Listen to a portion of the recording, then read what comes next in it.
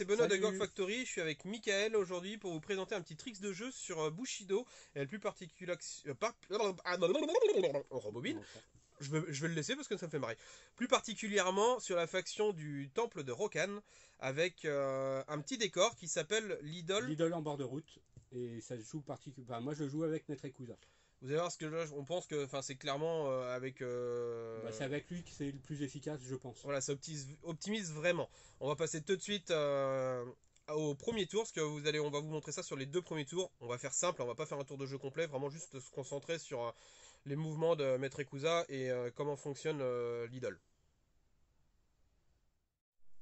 Alors, mise en pratique, donc l'idole c'est un décor, c'est un terrain qui coûte un point de riz pour le temple. Au déploiement, il se déploie à minimum 6 pouces du centre de table. Donc ici, le centre de table, c'est le petit bout de décor que vous voyez ici, c'est un objectif qu'on a placé en centre de table. Donc ça correspond pile poil au centre de la table. Donc il l'a mis pile poil à 5,5, 6 pouces du bord de table. Maître Ekusa est déployé en bord de table avec ses potes ici. Donc tour 1, Mika va commencer par activer Maître Ekusa. Par Montre-nous donc du exemple. coup qu'est-ce que tu vas faire de beau. Du coup, l'idée avec Maître Ekusa, c'est sur ce truc-là, c'est de générer un maximum de ki pour ses copains.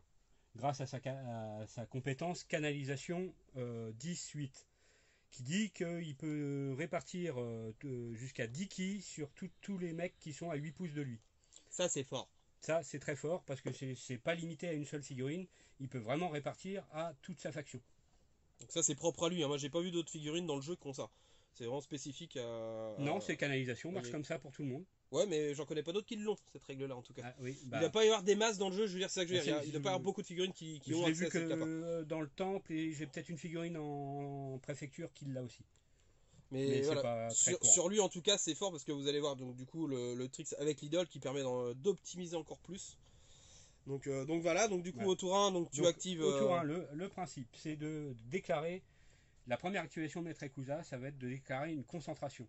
Grâce au fait qu'il est cavalerie 3, il va quand même pouvoir bouger. Donc la concentration pour rappel, ça va lui permettre de régénérer du ki. Donc au début du tour, pour précision, on génère notre ki normalement. Donc Maître Ekusa a 3 en génération de ki, donc il va générer 3 marqueurs ki. Il fait une concentration, il régénère 3 marqueurs ki. La concentration, c'est une action complexe. Donc du coup, derrière, il ne peut pas normalement bouger. Mais grâce à sa règle cavalerie, il a le droit à un mouvement de 3 pouces qui n'est pas une activation. Exactement. Donc là, on en est. Début de partie, 3 ki sur Maître Ekusa. Plus la Plus concentration, la concentration, encore 3. donc on est à 6. On est à 6. C'est déjà énorme. Et là, maintenant, tu fais tes 3 petits pouces de mouvement. Donc là, il se déplace de 3. Tac, à peu près ici. Et donc, il devient exhaust vu qu'il a fait une concentration qui est une action complexe. Mais, dans le même tour, à ce moment-là, il peut répartir, et là c'est important de le faire, tous ses pions ki sur tous ses copains qui sont à 8 pouces. Donc là, c'est ce qu'il fait au tour 1. Il se vide entièrement de son ki, et vous allez voir que c'est pas très grave qu'il se vide maintenant, pour les donner à tous ses copains. Donc là, il est réparti sur Kenko, sur le résiculteur, voilà. Enfin, vous les Voilà. répartissez comme vous le voulez. Et là, le tour 1, enfin, la combo va s'arrêter là pour le tour 1. C'est Maintenant, donc là, imaginons que la partie se continue, donc le tour 1 se termine, donc on va bouger chacun nos figurines à droite à gauche, et on va attaquer le tour 2 pour montrer la suite de la compo. Donc début du tour 2, donc les figurines au tour 1 se sont placées. On va continuer la petite compo avec l'idole, donc Mika va activer Maître Ekusa. Tortue Géniale, moi je voilà. préfère l'appeler Tortue Géniale. Et je vais l'activer, et ce coup-ci, je vais déclarer une attente. Pourquoi je fais une attente? Parce que j'ai besoin de garder ses autres actions sous le coude pour sa deuxième action, pour sa deuxième activation. Donc là, il fait une attente. Avec sa cavalerie, il peut bouger de 3. Alors, moi, j'ai rapporté une petite précision. Pourquoi il fait une attente et qu'il utilise sa règle de cavalerie pour bouger et pourquoi il ne bouge pas avec son mouvement? Tout simplement parce que Maître Ekusa n'a pas de mouvement. Il a 0 en valeur de mouvement, donc il ne Tout peut à fait. pas bouger naturellement. Il ne peut se bouger que grâce à sa tortue qui a la règle de cavalerie 3. Donc c'est pour ça qu'il peut bouger, mais sans utiliser l'action mouvement. C'est ça. Donc là, première activation, c'est ce que je fais. Il se retrouve tied. Et il a déjà ses 3 ki qu'il avait gagnés Au début du tour, au comme début tout le du monde. tour, comme tout le monde. On continue l'activation alternée. Moi, je vais bouger une figurine, ainsi de suite, ainsi de suite. Là, on revient sur... Sur Maître Ekusa pour sa deuxième activation. En deuxième activation, il a pu se mettre au contact de l'idole en bord de route. L'idole en bord de route, elle dit que l'action de concentration devient une action simple. Et c'est là que ça prend toute son ampleur avec Maître Yakuza. Ça veut dire qu'il déclare une concentration pour sa deuxième activation. Il reprend 3 jetons ki. 3 jetons ki. Et ça fait qu'en 2 tours, monsieur a réussi à stacker 12 ki, ce qui est énorme. C'est même pas énorme, c'est phénoménal. C'est phénoménal. Bah si, j'arrive à le faire avec la vague sauvage, mais avec 12 figurines quoi. Et sur ces 12 ki qu'il a stacké, il a pu refiler soit tout. Bah, généralement, à ce stade-là, moi j'en garde au moins 2 ou 3 sur Maître Yakuza et j'en répartis 3 sur les autres. Mais en gros, ça veut dire que j'aurais réparti 9 ki sur tous ces petits copains qui auront généré aussi du ki de leur côté.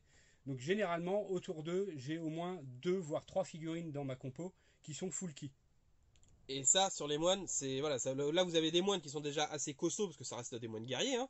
Donc, et du coup, autour d'eux, ils sont full ki. Donc là, les mecs, là où d'habitude les autres factions, ils vont mettre 3-4 tours pour monter en ki et avoir toute leur réserve de ki pleine.